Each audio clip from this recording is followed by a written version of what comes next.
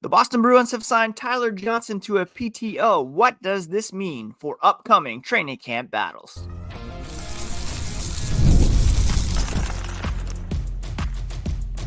You're Locked On Bruins, your daily podcast on the Boston Bruins, part of the Locked On Podcast Network, your team every day. What is up, Bruins fans, and welcome back to the Locked On Boston Bruins podcast. I'm your host, Ian McLaren, and this is a daily show where we discuss all things Spoked B. Today is Tuesday, September 3rd, and I want to thank you so much for making Locked On Bruins part of your day every day. We are free and available wherever you get podcasts and on YouTube, part of the Locked On Podcast Network, your team every day. And today's episode is brought to you by FanDuel. Now through September 22nd, all FanDuel customers can bet $5 and get a 3-week free trial of NFL Sunday Ticket from YouTube and YouTube TV. Visit FanDuel.com to get started. And before we get started, a quick reminder, you can find the podcast on social media at Locked NHL Bruins, and you can find me, my hockey thoughts, and dad jokes at Ian C. McLaren. If you're new to the podcast, I'm a lifelong Boston Bruins fan. Been covering this team for various outlets for about 20 years now, since the Joe Thornton trade. In fact, that was my first Bruins blog post. Worked for 5 years as a full-time hockey news editor at The Score, and have been covering junior hockey and hosting this podcast for the past 5 years.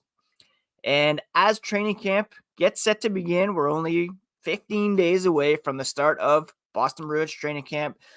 Captain's practice today with Brad Marchand taking to the ice here this morning with the old black B now at center ice in favor of the Centennial logo. That was the better yellow B that I'm wearing on my head. The Bruins announced that they have signed Tyler Johnson to a PTO, and he will be a member participating at training camp. We all know who Tyler Johnson is. He is an American player who spent most recently played with the Chicago Blackhawks, and he won back-to-back Stanley Cup champions with the Lightning in 2020 and 2021. This guy was undrafted, and again, so much love for the Gaudreau family following the tragic passing of Johnny and Matthew last week. Tyler Johnson, kind of in the same mold as Johnny Gaudreau. He went undrafted because he's even smaller than Johnny Gaudreau, who was drafted, 104th overall, I believe, just a few months after Johnson signed an entry-level deal with the Tampa Bay Lightning back in 2011. He's only 5'8", 185 pounds, but this diminutive forward has made a major impact at the NHL level. He began playing with the Norfolk Admirals, then Tampa's AHL affiliate, and in 2012-13, he would lead the AHL in goals scored and was named regular season MVP. He was also awarded the President's Award for outstanding accomplishments on the ice. Their AHL affiliate became the Syracuse Crunch, and he went on to the finals that year, lost to the Grand Rapids Griffins, and then made his NHL debut in 2013. In his rookie season, he had 24 goals, 26 assists for 50 points, and he was a nominee for the Calder Trophy, which was given to Nathan MacKinnon of the Colorado Avalanche. In 2015, the Lightning went to the Stanley Cup final, made it all the way to the final, losing to the Chicago Blackhawks. Early in the final, he suffered a broken wrist, but continued to play through the injury, and he had, I think, 13 goals in that playoff run, the largest output of a single Lightning playoff performer up to that point. However, he was unable to make face-offs in that series after suffering that broken wrist, limited his production, and that was one of the reasons why the Lightning were unable to beat Chicago in that series. A couple of years later, he signed a 7-year, $35 million contract extension worth $5 million annually. And he was a key player for this team through those years and helped the Lightning win back-to-back Stanley Cups in 2020 and 2021. He wasn't a huge contributor in those runs, 7 points in each of those 2 runs to the finals. That was after having 23 points in 26 games back in 2015. He didn't quite reach the levels offensively that he did previously in his time with the Lightning. Career's highs in 2015. That was the best year of his career by far. 72 points, 29 goals, 43 assists, career highs across the board, although he did tie that 29 goals in 2019. So this is a guy that has always played above his stature for sure. And he helped the Lightning win the Cup in 2020 against the Dallas Stars. The Lightning won the Cup in 2021 after defeating the Montreal Canadiens in 5 games. That was kind of the bubble year, or the shortened season due to COVID, where there was the Canadian division. Montreal somehow made it to the finals. Following that Cup win, he was traded to the Chicago Blackhawks along with a second-round pick in exchange for the contract of Brent Seabrook, which he didn't play for the Lightning, obviously. Johnson missed much of 2021-22 with a neck injury that required surgery. He later suffered a concussion. Only 26 games for the Blackhawks, with 3 goals and 4 assists in that time. And this past season, though, with the Blackhawks, or the past couple seasons, were a bit better. He had 56 games played in 22-23, 12 goals, 20 assists for 32 total points. And then this past season, 67 games played, 17 goals, 14 assists for 31 points. Modest totals, but 17 goals in 67 games is not too bad, considering he was not playing, he was not getting prime minutes for the Blackhawks last season, with Tyler Johnson, of course, taking a back seat to Connor Bedard and others in this rebuild. In terms of awards and honors, again, he's been a WHL playoff MVP, WHL champion, Memorial Cup champion. He was a Calder Cup champion in 2012.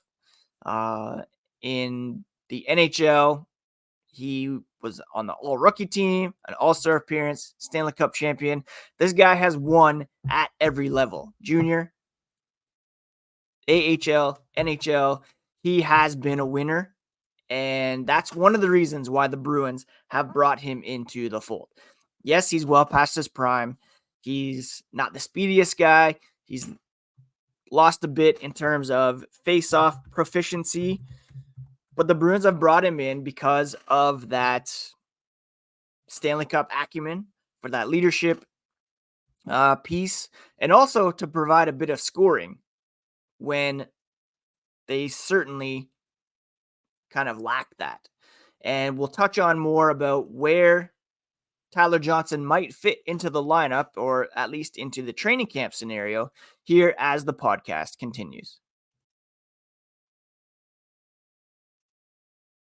You've heard us talk a lot about FanDuel, America's #1 sportsbook. Well, we have something a little different for you today.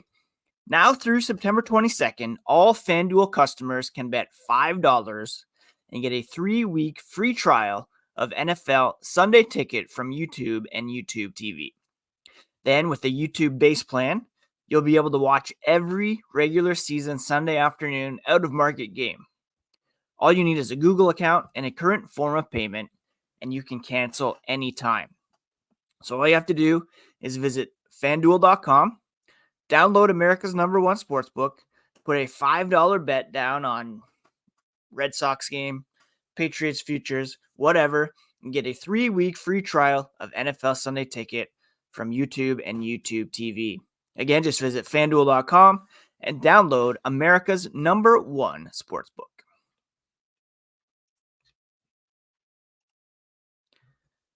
Thank you so much once again for making Locked On Bruins part of your daily routine. Free and available on your favorite podcast app and on YouTube. For your next listen, check out Locked On NHL. It provides you with a national perspective on all things NHL each and every day, with national experts and local insight on every team in the league. Also available on YouTube and your favorite podcast app. It's part of the Locked On Podcast Network, your team every day. So what opportunity does Tyler Johnson actually have of making this team? Where might he even fit into the lineup for the Boston Bruins? Well, if you look at daily faceoff right now, they have the Bruins line combinations as such. And I believe 2 lines are pretty well locked in. You can count on Pavel Zacha, Elias Lindholm, and David Pastrnak starting the season at least as Boston's #1 line. And then on the 4th line, I really believe we're going to have Max Jones, John Beecher, and Mark Kostelik. That should be the Bruins' 4th line. On the 2nd line, I believe Brad Marchand and Charlie Coyle are locked in there. But there's some opportunity here. 2nd line right wing. Also on the 3rd line in terms of the center position. Right now, Daily Faceoff has Morgan Geekie as the 2nd line right wing. He played there in the playoffs. And then 3rd line as Trent Frederick, Matt Poitras, and Justin Brazeay. I think it's somewhere in here that Tyler Johnson could fit. It's quite possible that Justin Brazeay begins the year in the AHL, as well as he played for the Bruins down the stretch. It's quite possible that Matt Poitras begins the season in the AHL. Remember, last year they were up against the cap, and yes, Poitras played very well, but he also filled a need for this team down the middle and a value contract. Coming off shoulder surgery, hasn't played in quite a while. They might want to ease him back into things by starting him off in the AHL. Morgan Geekie could play on the 3rd line center role, and then you'd have the 2 right wings open. Perhaps Tyler Johnson can play 3rd line right wing, or perhaps even impress enough to be on the 2nd line with Coyle and Marchand. Yes, they're going to be bringing in younger guys who will have an opportunity. Your Fabian Lysells, your Georgii Merkulovs, Mark McLaughlin, who's kind of been a forgotten man as well. I think Lysell has the best shot at making this as the highly touted, highly drafted guy who was ready last season, they said, before he was injured. But who knows? Maybe he doesn't come in and impress as we would like him to. Now, the Bruins, and I said this the other day on X, that the Bruins just aren't a team that lets the kids play. Unless they feel you are absolutely ready, they're not going to just throw a guy out there and kind of let him flounder his way into figuring things out. And that's where you have a guy like Tyler Johnson coming in on a PTO, because maybe Poitras, Brazeay, Lysell, Merkulov, maybe they all start the season in the AHL and they go with a more veteran-laden opening night lineup. It's quite possible. There's no guarantees here that any of these younger guys will be. Everybody's got to come in to training camp and earn it. Everybody's got to come in and prove that they belong on the opening night roster for the NHL club. You can have all kinds of success. There's hockey history is full of guys who succeeded in the AHL but couldn't quite make the jump full time. The Bruins as of late are full of those guys.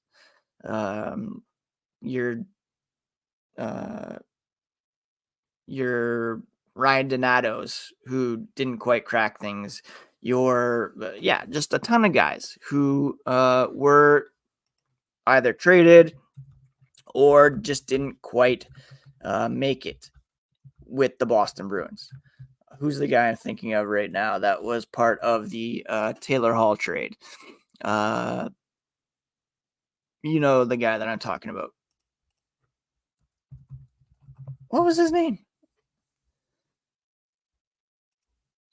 The guy that I'm thinking of is blah blah Anders Bjork. Come on, why wouldn't I think of that? Guys who are drafted by the Bruins and who just for whatever reason, maybe they weren't given a fair shake, maybe they weren't developed properly. You could say a lot of people make that argument, but guys who just weren't quite good enough to be members of the Boston Bruins long term. Jacob Lauko was kind of a in-between guy. Jack Studnicka. We look back at Oscar Steen, never quite caught on. Jacob Forsback Carlson, if you're going back further enough. Anders Bjork, Ryan Donato, a ton of guys who were thought highly of as prospects, but just didn't make the jump. And this is why you bring in a guy like Tyler Johnson to kind of hedge that bet and to say that if these guys don't work out, well, then we have, a guy who maybe is definitely on the backside of his career. He scored at a 38-point pace last year, 17 goals on an inflated shooting percentage. Yes, 15.2, only 1.7 shots per game last season, had a 44% success rate in the dots after a 49.6 career rate. He did have 2 minutes and 40 seconds average power play time, played some time shorthanded, but also had kind of, not super high ice time, 15 and a half minutes. And he wasn't playing with superstars. He was playing with Taylor Radish, Lucas Reichel, Cole Gutman, Anthony Beauvillier. He wasn't getting prime minutes for this team and still managed to get 17 goals. This is why Tyler Johnson is going to be at training camp for the Boston Bruins to perhaps either provide some scoring punch on the second line alongside Coyle and Marchand, maybe to have Morgan Geekie bumped up to the second line permanently and to play third line center with Trent Frederick and Fabian Lysell or Justin Brazeau or whoever, or you keep Matt Poitras up and have Johnson riding his wing as a guy who can step into the faceoff circle if Poitras kicked out or give some kind of mentorship along those lines as well. These are all possibilities for Tyler Johnson and the Boston Bruins, provided, of course, that they had the cap space to sign him once opening night arrives. That's all dependent on the pending Jeremy Swayman contract resolution and who they decide to send down to the AHL. There were reports of other guys who could get PTOs or, like I've been talking about, maybe revisiting James Van Riemsdyk. We'll touch on that here as the podcast continues. You might remember a couple weeks ago, Bruins Twitter was set abuzz by the mention of reports of PTOs for Blake Wheeler, former Bruin, and Kyler Yamamoto, a former Oiler Kraken, who still young and still could have some pop at the NHL level. I've also discussed maybe the possibility of revisiting James Van Riemsdyk, who remains unsigned once the Jeremy Swayman contract is resolved. Another guy I talked about was Philip Zadina, and he signed a 2-year contract over in the Swiss League, I believe, over the weekend. So he is off the table. There's still plenty of time for the Bruins to extend some PTOs. There's still, maybe they want to keep their options open. Maybe they want to see what some other guys can do. Maybe push Tyler Johnson to earn that deal. It is worth noting that the captain's practice, Jeremy Swayman, is on the ice. Per Scott McLaughlin of WEEI. That's really noteworthy because if this was super contentious or if there was some belief that they're so far apart that he was upset, maybe he wouldn't be taking the time to put on his pads and get out there and join the practice. So it's nice to see him out there. Wheeler, Yamamoto, they still could be options for the Bruins come training camp. Maybe they want to just partake in training camp and have that experience and maybe do well enough that they earn a contract elsewhere. It is curious that Yamamoto is not signed. Wheeler, maybe he's contemplating retirement, but Yamamoto still has a lot of juice left in his career. He's only, I believe, still 24 and is a guy who has been able to put the puck in the net at the NHL level in the past with a 20-goal season to his name a couple of years ago as a member of the Edmonton Oilers. 41 points, 20 goals in 81 games in 2021-22. 22nd overall draft pick in 2017. Also kind of an undersized guy at 5'8", but probably a bit more speed right now than a guy like Tyler Johnson. So there's still some options.